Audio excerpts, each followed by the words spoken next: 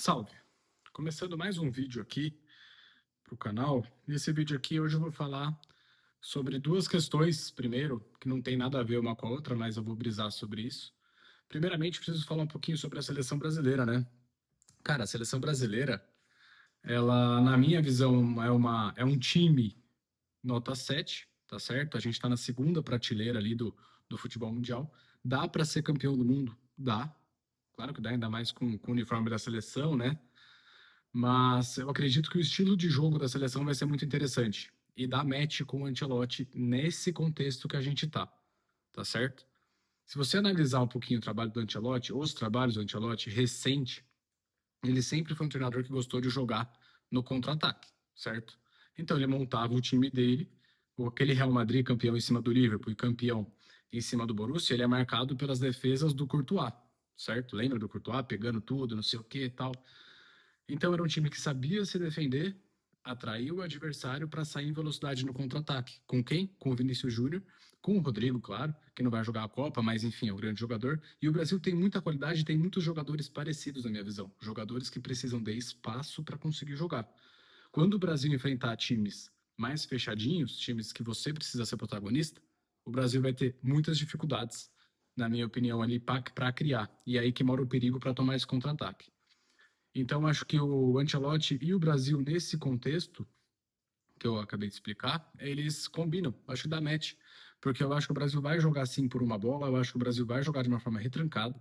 E a torcida, cara, a torcida tem que acostumar que o Brasil hoje não é mais primeira prateleira. Essa é a verdade. O Brasil não é mais primeira prateleira do futebol mundial. Dá para ser campeão? Dá. São 7 jogos. Eu acho que o Brasil tem muita qualidade, tem muito jogador de qualidade e que dá para chegar. Chegando ali no mata-mata, aí sim a gente vai jogar do jeito que a gente gosta, que o Ancelotti gosta.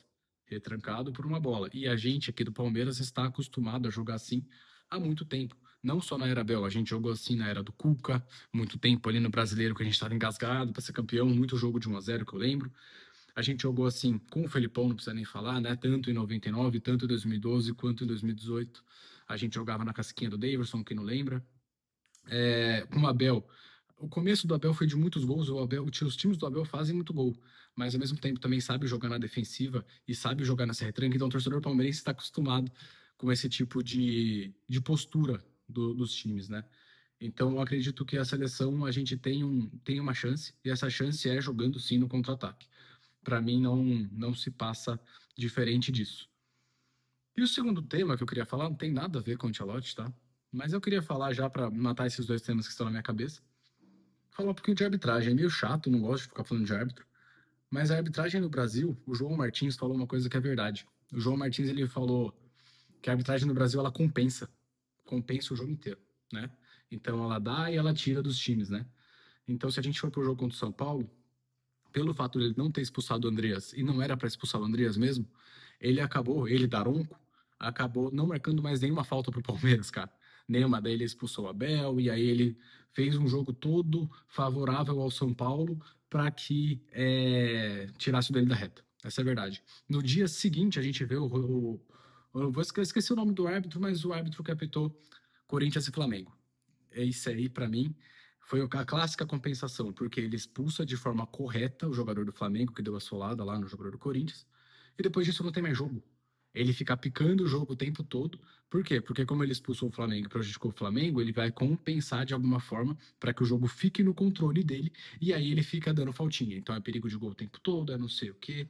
Ele compactua com a cera. Os árbitros do Brasil, eles compactuam com a cera do time que está fazendo, para que eles tenham menos exposição ao erro.